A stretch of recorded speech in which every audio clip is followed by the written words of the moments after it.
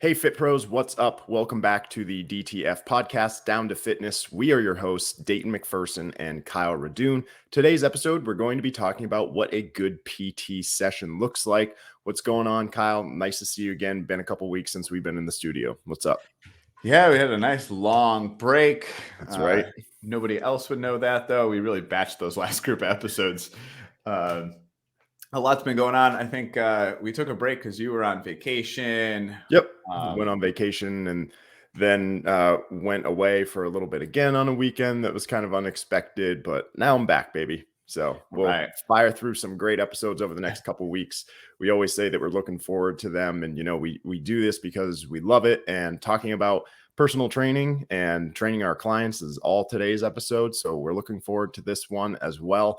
We'll dive into a little bit of what makes a good PT sessions, things that you should think about. We'll also talk about me and Kyle and some of our exercise philosophies, how we like to train our clients, and we'll go from there. So I guess we'll kind of start off the episode with talking about like ideologies. Kyle, I know that, you had this in the notes for today, but I kind of want to touch on it first so people kind of understand like where we're coming from with how we like to train our clients. And then we can really dive into how we start to craft a program for people. So why don't you kick us off and kind of talk about for yourself and your clients, how you like to program and kind of what your core ideas and fundamentals are for exercise. All right. So that's a great place to start because I think a lot of people get into personal training and they kind of wonder like, what is that PT session supposed to look like? Is it supposed to have different components? Are you supposed to stretch? Do you have to do certain things? And of course, the client matters the most. Is what they need is what you should be doing with them. But of course, your own personal style should have some kind of influence in what you're doing all day. And what you'll learn for sure is that your style attracts your type of people. So, if you're always trying to change up the style, you end up not really being the best at any one thing. So, with that said, me personally, I'm a weightlifter. I believe in strength training. And I know it's easy for me to come off a little biased on that. But, the research shows strength training is the one and only thing that changes a lot of our comorbidities, changes our health, improves fat loss, improves metabolism, improves our health hormones. So I'm always going to come from a strength training side of things. I also really have that belief system because after working in gyms for all these years, I noticed that, if we had 10,000 members across a bunch of different facilities, whether you were in Rhode Island, Massachusetts, Connecticut, North Carolina, Florida, it didn't matter. Those 10,000 members, about 9,500 of them were using the treadmills, the cardio equipment. They were taking group fitness classes. They were in the boot camp classes, and they were doing the high intensity kind of beat the crap out of themselves all the time. What I learned as a trainer for a long time is I offered something that no one else was doing. So it gave me a niche, because if you're a trainer and you want to just show them how much you can make them sweat, well, there's a group fitness class for that for free. So not only do I believe that I have the best way to train people, I also believe it's the least common, and it makes me unique and kind of shows off my skills. So if I can take a little old lady that has been doing Zumba class for the last 15 years, and I can put a barbell in her hand, I all of a sudden have increased my value 10 times. So a little side tangent there, but ultimately my training sessions are going to be, I'm getting you into weightlifting. We are absolutely, maybe we're not power lifters, but we are squatting, deadlifting, benching, overhead pressing. Maybe you can't do a pull-up. We're doing some kind of pull-up version, right? Yep. So that's like, we talked about this in a programming episode as well, as far as like how I program, but that is the fundamentals. Now, we'll get into a little bit deeper into like the components and warm-up stuff. But I mean, that's pretty much my philosophy. So I'm going to pretty much build my exercise program around the weightlifting piece, and then we can kind of break down what that looks like. So I don't know what about you? So I would say that over the last, I've been a coach for 10 years. It started off, I know I'm on my 10 years now. It started off with me just thinking that everybody was a power lifter. Like we were going to do 5-3-1s and it was only barbells. And that's how you get strong. And that's how Jim I got Wendler would strong. be proud of you. Oh yeah. I did it with everybody. It didn't matter. And I was taking what worked for me and I was trying to ram it down people's throats. And good coaches know that you can't train everybody the way that you want to train. But I'm still that strength training is the most important piece of exercise. But in the last, I would say definitely 2 to 3 years, I try to take more of a overall encompassing outlook on being healthy and being fit. So yeah, I'm still going to program that main lift first, like you were talking about, whether that be the squat, the bench, the dead, the overhead. Like I don't care how old you are, you're going to do those things, even if it's with a medicine ball and that's the only way that you can press something overhead. We're going to do it with a medicine ball. You got to use the landmine because you don't have the capacity to get your hands up all the way overhead. That's fine too, but you're still going to do the movement of your joint that mimics that. But now I try to put in stretching with some of my clients. We talk about nutrition. We talk about sleep and water and supplementation and your cardiovascular. And here's what your off days look like, rather than you just come in and we do barbell deadlifts for 45 minutes. And then the last 15, you do your accessory movements. Maybe we do some RDLs, we do some lat pull down, see you later. And now I try to think about, okay, I need to take everything and put it into a program rather than just take something and figure out what we're going to do in an hour. Does that make sense? Oh, absolutely. Okay. So, because you said something there, I really like this. Yeah. You mentioned like incorporating wellness into your workouts. Mm-hmm. And you can't treat everyone like a power lifter, but when you were treating them like a power lifter, long rest periods allow for these conversations about behavior, sleep, supplementation, and diet, and things like that. And what we do know is our clients are more successful when they change their behaviors outside of the gym than what we do for them in that 60 minutes. Now, if I take a 60-minute workout and I hit you with short rest periods, high volume, you're huffing and puffing and you're on your hands and knees in between sets, we're not having a conversation. You will learn nothing in a training session that looks like that. Yep. I totally agree. So let's talk about for us, like what a session looks like using some real world examples. And we'll talk about like warm-ups and cool downs and all that stuff. So like I can just give you one off the top of my head. I do this with pretty much every 60-minute session. Yeah, let's call everything an hour for now, because I do think shortened sessions, I do believe there's a give and take on some things. Yep. But assuming we have them for a standard full 60-minute session, let's roll with that. Okay, cool.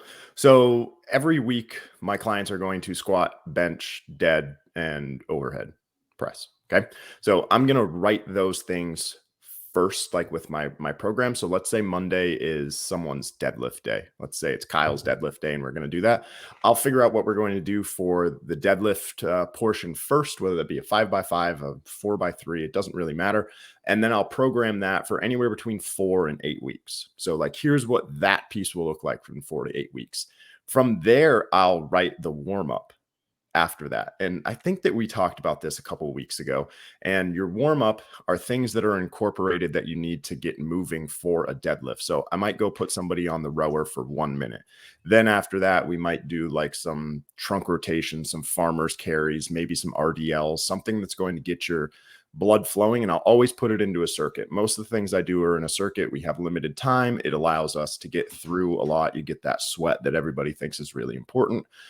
Then we'll go into our major movement, again, 5x5, whatever that it might be. After that, I'm like CrossFitting it, where we're going to do some sort of cardiovascular like WOD that's still associated with doing deadlift movements or something of that nature. So maybe it's a 30-20-10 of we're going to do 30 kettlebell deadlifts, 20 calories on the rower, and then 10, I don't know, wall balls or something like that. I probably wouldn't do that, but those are just examples. And then after that, if we've got time, 5 minutes, we'll go through some light stretching, whether that be PNF or just active recovery, something like that. And then the session is done and over with. So I definitely do a warm up. I think that everybody should. A lot of your clients are coming in cold, haven't moved, haven't done anything. You don't want to put a heavy barbell in anybody's hands without going through some sort of warm up. Then we'll do the strength portion. After that, we'll do the strength/cardio. I'll never just put somebody on a treadmill and say, okay, we're going to walk for the next 20 minutes. It's boring. I can probably get a lot more. I'd rather just see you do some, I hate this word, functional movements and work your joints rather than just seeing you on an incline treadmill. And the volume really depends on the people. Like some people can take those 30 wall balls in a row. Some people can take, okay, we're going to do 30 pull-ups or whatever that it might be, but some people might be just 3 rounds of 10, and that's okay too. It's based on the person, and no, everybody is not doing the same workout. Do your clients think that, Kyle? Do they think that everybody does the same workout? I've had a couple of people say that to me, like they get done their session and the next one comes in, they're like, oh, have fun with this one. And it's like, you guys don't do the same thing. Well, so that definitely happens. Clients don't realize that. And they're like, oh, today was a hard one. And you're like, yeah, you're a college athlete. And you just said that to a 65-year-old lady. Right. Like, you guys don't do the same thing. No, now I used to have that issue or that comment in the big gyms. But now in my private studio, I actually put, if I have 3-4 sessions in a row, I actually have all 3 or 4 sessions up on my whiteboard with their names and their corresponding session. So people actually look up and go, oh, I'm doing this. Oh, how come Susan's doing that?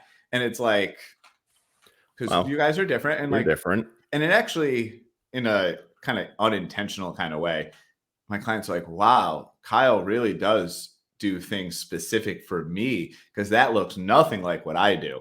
Right. Like I have like a weight loss client where there's like 10 different exercises, like 2 to 3 sets.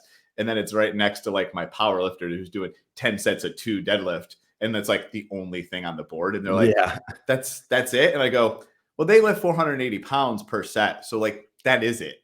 Right.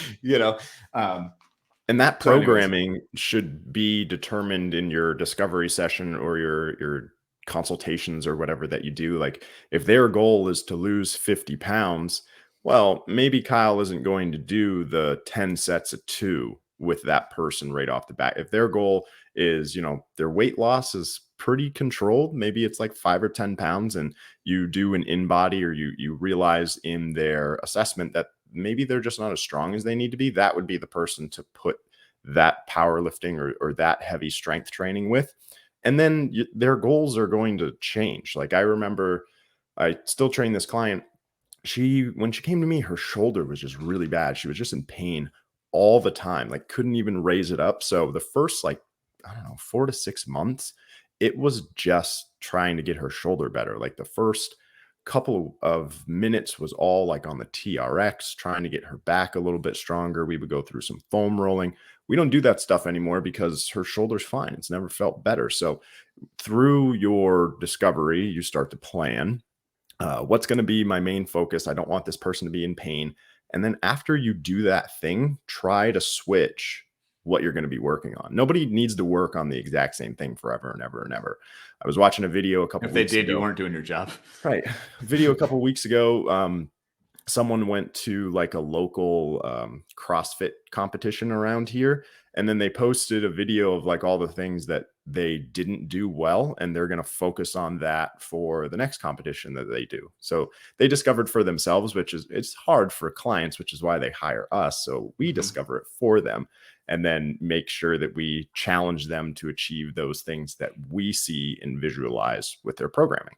So those are like the imbalances and things like that. And we'll continue to work towards their bigger goals of weight loss and strength gain, which everybody wants to do. But if you notice something in their body, like you have to also focus on that for a couple of weeks or a couple months as well.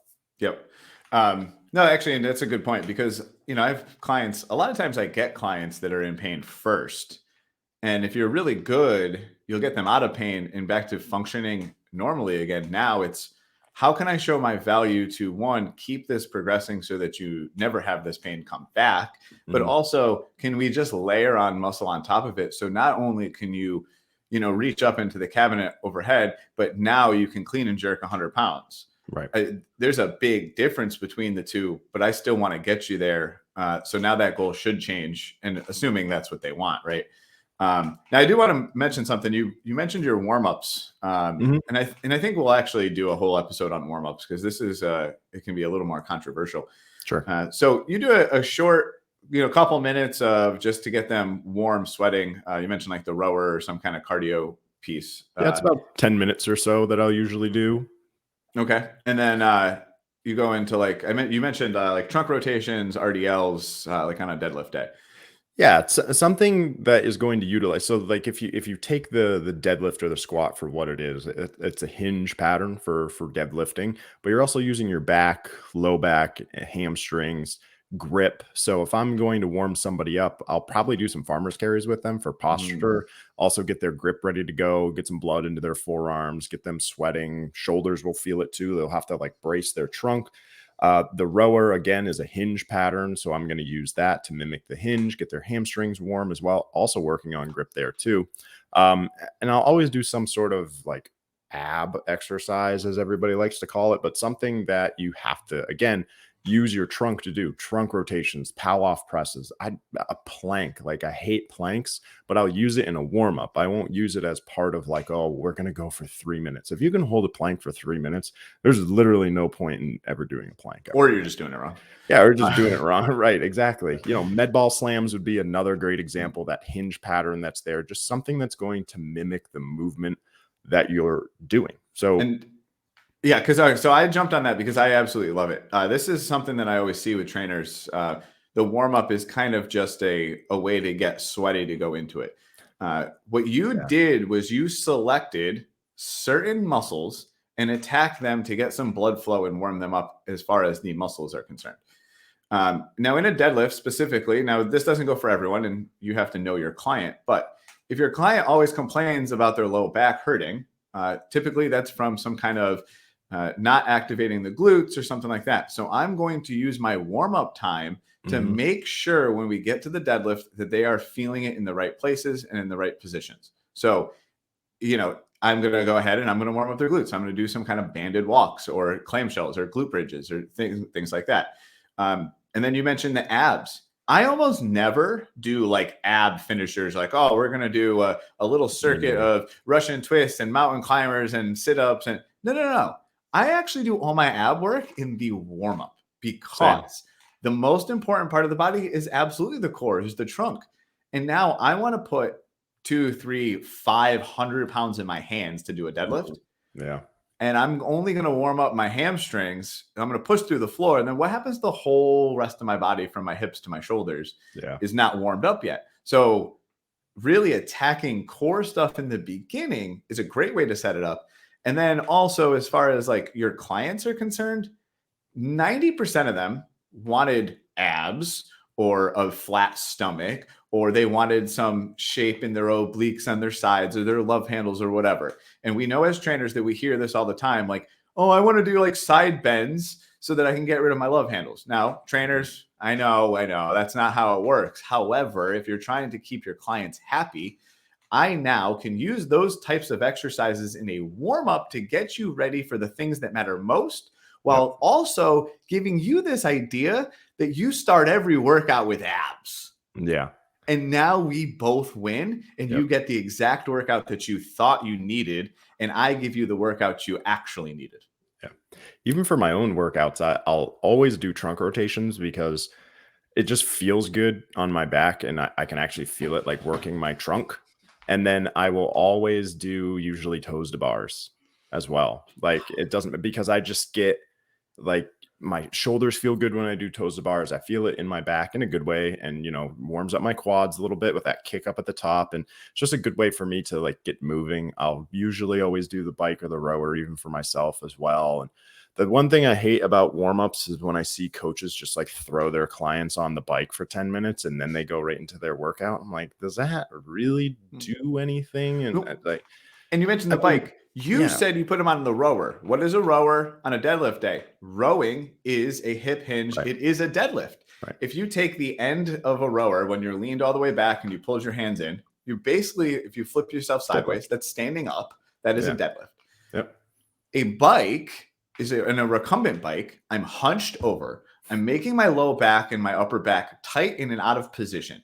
I'm tightening, shortening my hip flexors in the front of my legs, and I'm stretching my hamstrings and my glutes for 10 minutes. Yeah. You want to really somebody up? Put them on a recumbent bike for 10 minutes before a deadlift. Yeah. Hell, if I sit on the toilet for 10 minutes, when I stand up, my low back gets tight. You want to go deadlift after that? Yeah. No thanks. Sorry for the TMI, but Yeah. we all been there. Your low back gets a little Yeah. tight when you're hunched Yeah. over like that. Mhm. It Yeah. sucks. And then you want to go pick up heavy weights. I can barely get my body weight up. Jeez. You're just so tight. It's killing you. Yeah, well, so obviously I get worked up about warm-ups. I think warm-ups are more important than the workout because a lot of times if you do the warm-up and your correctives and everything right in the beginning, you will feel so much better and get a much better workout no matter what you're doing that day. Yep.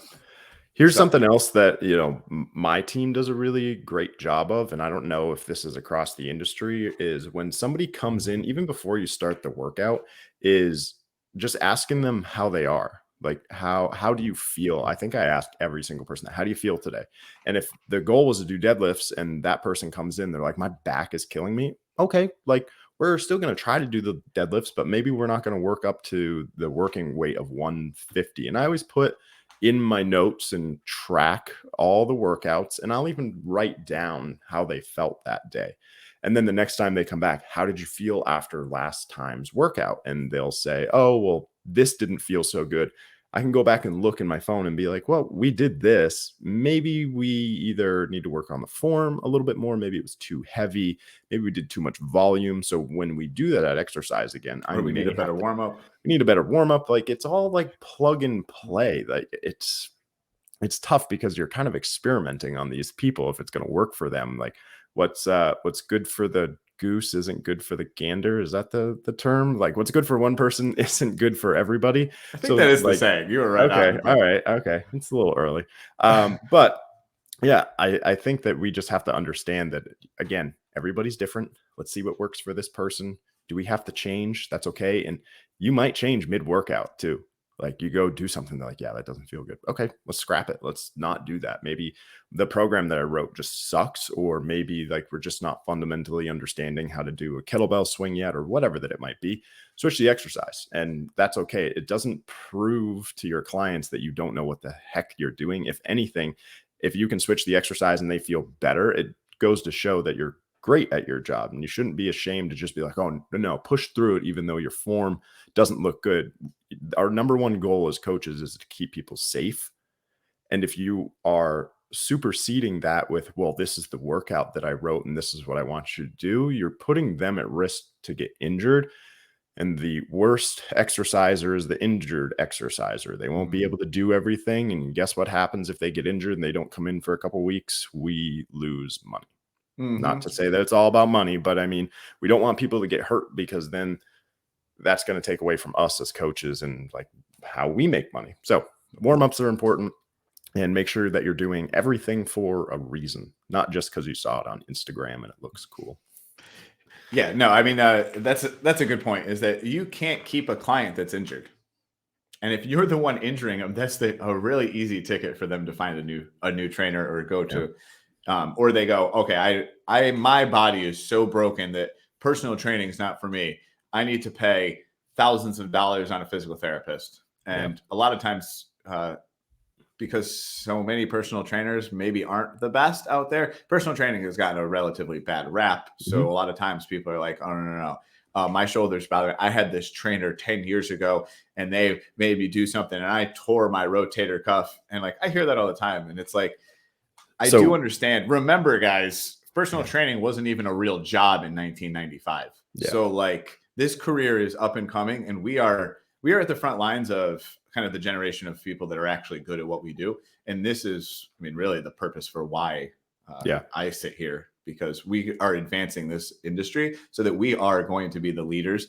And I would go as far as to say, sorry to all my PT friends, but we're the new physical therapy. I agree with that. If you're good at knowing what to do, like movement is great. And we actually just had that happen, Kyle. You were talking about the whole rotator. I'll keep like names and stuff out. We had somebody walk into our gym. She was going somewhere else in our town. She was hurt by the other coach. And after the discovery session, we figured out, and it was definitely that person's fault. She ended up leaving that gym, coming to us and investing with us a large sum of money because she felt comfortable with us. And it was my brand new coach. So kudos, man, on your first healthy start that you did, and you crushed it. And so, yeah, it happens, and not injuring people is our number one goal. So while we're on injury real quick here, because if you are good and someone says, hey, my elbow hurts, maybe not a bad trainer, but maybe a not great trainer is going to say, okay, we'll do legs today. Yeah. And that'll be okay for that time if they're in the middle of a flare up or whatever, and it's like just in pain. But the truth is, a good personal trainer is, I'm going to say, all right, well, we were supposed to squat today and your elbow hurts, but we're not squatting. I'm taking care of this elbow. Mm-hmm. And now I'm going to do exercises that improve the elbow. Maybe it's shoulder mobility, maybe it's wrist mobility, maybe it's some tricep work or whatever to try to get the balance back in the elbow. And if I can show them that, and they will call me when they have injuries and come in for extra sessions, instead of the flip side, if every time they come in and they say, I have a twinge, and you skip that whole body part, they're just going to stop coming in. They're going to call you and say, hey, my knee is bumming today. I'll see you Friday. Right. So show your worth, attack the injury. Now, granted, if you don't know how, don't. Yeah, please.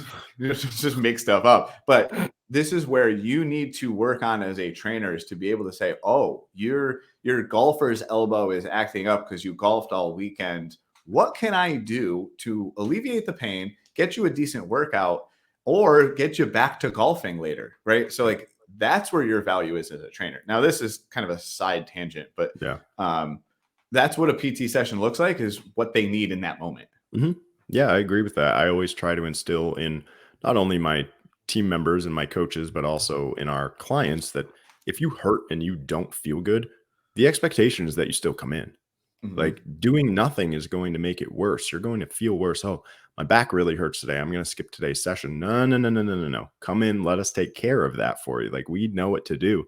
And if we don't, I've got 6 other coaches that might. I mean, there have been plenty of times where it's like, hey, I don't know what to do with this person. Can you figure something out and maybe meet with them for a couple sessions? Yeah, great. And then that person just comes back to me if they're able to help them out a little bit. It happens all the time. And that's it. It's about the people that are in front of you, not just necessarily you trying to be high and mighty and be like, oh yeah, I can fix that. And that was me 10 years ago. It's like, oh, I know what to do for that. No, I didn't, but I've learned over time the things that work for people. And we try to put that into our personal training sessions too. It's a little bit of like injury prevention, making them feel better, but also strength training and losing weight. You have to be, like, I try to be all encompassing now. You can't just come in and have people do deadlifts and then see you later. Yeah. Well, it's funny with the corrective exercise thing. I think, the specialists come out and like, that's all they want to do. And as someone that was once, 100 pounds overweight, when I first got into fitness, not as a trainer, just as a good old fashioned client or someone trying to, lose weight, I didn't think about corrective exercise.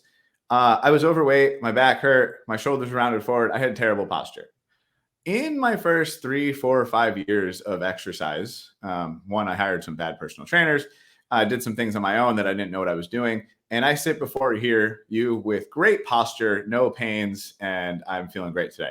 So if you have a client that's 100 pounds overweight and you think the most important thing is some band pull-aparts to help with their shoulders, you're wrong. I'm sorry, you're wrong. I'm going to say this right here, because when I first started, I had another trainer that I worked with, 100 pounds overweight person. They're hunched over and they would only do slow tempo TRX rows and face pulls and some stuff like that. And I'm like, listen, if you have someone that needs to lose weight, they can still lose weight while correcting your posture. You can still do more pulling exercises, but do not make it a corrective exercise if they are looking for weight loss.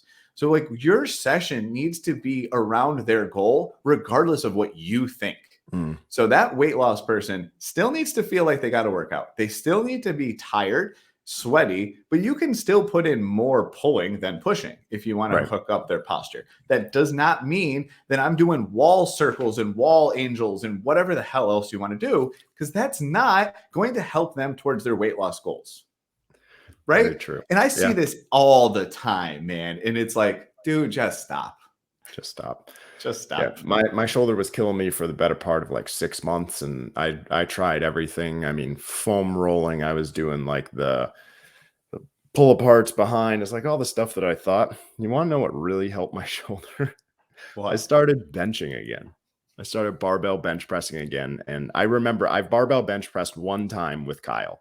And this, when you were in Glastonbury, we worked out together. It was like on a Saturday or something. I don't know why I worked out on a Saturday at a Health Tracks, but We were working. and benching always hurts my shoulders. It always has. I figured out how to bench after 17 years of lifting and exercise without pain in my shoulder. And it was all about my wrist placement on the bar and not having my wrist come back this way and pointing my knuckles towards the ceiling. Like nobody ever said like, hey, like point your nut. Nobody ever said. And I didn't know. Like I just grabbed the bar and tried to bench, and now it like sets my shoulders and it doesn't hurt. And my shoulder hasn't hurt for 6 months. It used to keep me up at night. I couldn't sleep. It was just in pain. And I would wake up and be like, what the hell is going on? So you would think that by barbell bench pressing, that wouldn't help, but it helped me. That's not to say that it will help everybody else too. So it's all about discovery for everyone. Well, and this goes back to my original statement and why everyone needs weightlifting is that weightlifting gets a bad rap for things like that. But what you don't realize is you're a CrossFitter and you've done a lot of pulling exercises, lots of pull-ups, lots of, you mentioned you even like to do toe to bar in your warm-ups. Well, hanging from the bar is still a posterior chain, even though you're working your abs. Yeah. What you've done is developed such strength on the back side of your shoulder that the front side of your shoulder is weak as shit. So yeah, it's going to hurt when you do stuff with it. So what is the only way to get that out of pain is lift some heavy ass weights and get stronger, baby. Dude, I haven't bench pressed in so long that I didn't know what I could do. And I've been following this program, and I put up 225 the other day for like 4. And like I haven't done it, and I was like, okay, so I'm still like relatively strong. I was like, so this is good. And I've never done over like 215 pounds, even when I was in high school and college. So like just that and figuring it out, I was like, wow, I really can bench. Nice. I just hit a lifetime PR at 270 last week. Damn, man, that's awesome. I'm also up 15 pounds. But anyways, so with that said, I think that was actually most of the things I wanted to touch on. Now, the only thing I would add, and I don't know if you have something to add too, but as far as like what I would skip on, actually, I'm going to recap and go through all the sections of what we talked about today. Yeah. Then what are we going to skip on shorter sessions? Now, because typically for me, if you're a 30-minute or 45-minute session, a shortened session, I'm going to ask you now, hold on, let me back up. If I sold you a short session, it's because I believed you really, truly couldn't afford a full session. True. And if I truly believe that you couldn't afford a full session with me, I'm going to find ways to work in your budget so that you can sign up with me. So maybe we find out that you still need to come in 3 times a week, but you can't afford the full hour. So we got you a program option that is going to fit in your budget. You're only doing 30 minutes. Okay. Mm-hmm. Well, I'm going to sell it as the 30 minutes in the middle of your workout stays the same. Your strength training routine is going to be there. However, now it is your job to come in and do your own warm up and do your own cool down so that you're in the gym for an hour. So my 30, 45-minute people, I tell them that they are still blocking an hour out of their schedule, but they only get me for 30 minutes. It is their job to come in 15 minutes early. And in the beginning, they don't know any better. I will let them just walk on the treadmill for 10 minutes just to loosen up. Now, over time, I am going to teach them certain things. And what I'll end up doing is replacing that 10 minutes of treadmill with, I don't know, a lot of like a band circuit, monster walks or band pull aparts or face pulls or good mornings or some kind of routine that I teach them. So at some point they come in, they do their warm up on their own, they prime, they get ready to go. We walk in, I just hand them an empty barbell. Okay, how we moving today? Great. Let's start to load this thing up and get into our working sets. So that's what my 30-minute sessions look like. After my weightlifting routine's done, say, hey, that was your last set. Great. You can grab a foam roller, you can go into the stretch room, or you can take the yoga class or whatever, but we're done. Yep. Basically what I do too, just try to have them understand that I still would like you to come in 10 to 15 minutes early. And hey, if even my hour appointments want to do that stuff, great. I mean, you're not doing anything worse by doing that. Like now, maybe you work out for an hour and 10 minutes or an hour and 15. So I'll typically set up my half-hour sessions in a circuit. Like you're still going to do everything. So for me, it's core, your major muscle movements, and then some sort of metabolic at the end. So let's see if I can do one quick. So plank, trunk rotation, kettlebell deadlift, dumbbell. I'm talking somebody that trains like one time a week, half an hour, by the way, which happens. Kettlebell deadlifts, dumbbell overhead press, TRX squat, lat pull downs, med ball slam. 3 sets of 10 for everything. Run through that, break for 2 minutes. We'll do it again. Break for 2 minutes, do it again. There's your session. Yep. Because yeah, if I have someone 3 times a week for half an hour, you can do a deadlift day, a bench day, a this day. But if you have someone 1 time a week for half an hour, you have to put every single exercise in there. And I have 2 people that I see 1 time a week for half an hour. And I'm not even going to go into it because you know what I'm going to say. Yeah, I do. Yeah. So we'll leave it at that. Okay. So that's the shortened session. So now let's just kind of to recap here. So we generally do have some kind of warm up, and that warm up is going to be more of a priming, what I call priming the muscle, putting a little blood flow in there. I don't know if you ever use that term. It's something I kind of started using lately. I always think about it like a manual, like a lawnmower or something. You can't just walk in there and just start pulling on the handle. You won't get the engine to start. You got to prime it up, pump a little fuel in there and get it going. So that's the whole idea behind priming is if you sit on your ass all day at a desk, you wonder why you don't feel your glutes when you start to exercise or you walk. You feel it in your quads and your knees. Well, it's because your hamstrings and your glutes are, I hate this term, but for the lack of better words, sleepy. You got to wake them up, right? Inactive. That's what the priming kind of does. So warm up. Get him going. I also do want some kind of intensity. The CNS is really important to prime it, let it know that we are going to do some hard shit today. So once our muscles are good, whether that is like a rower interval or like a bike Tabata or something, just so you can go, woof, that was rough. But after a minute or two, I can pretty much fully recover. Going to go into our strength routine, our major, whatever that program looks like. We're controlling the volume. We're making sure that we track. We are meeting the client where we're at. We are choosing regressions and progressions for them, not only for them as their client, but them for that day, right? They might come in a little banged up from a long weekend or something, right? Weekend. We can improve posture, do corrective exercise while weight loss, so you do not have to align yourself with one and only goal. And depending on the length of the session, definitely changes how you set up and structure your workouts. But pretty much, I think that lays out what your hour should look like. Right. Do we miss anything there? I don't think so. My big takeaway from it is just play around with stuff with people. Everybody's different. You're going to have to start one program and halfway through to throw it out the window. Even halfway through one individual's workout, you'll have to do the same thing. And that's all right. You just have to try different things for different people. And it could be years and years and years until you figure out how to do something with these people. So same thing with us, right? We got to figure out how to train ourselves. So that would be off is just try shit with people, and sometimes it doesn't work and then sometimes it does, but you've got to be an intelligent coach to throw and keep doing the things that do. So absolutely.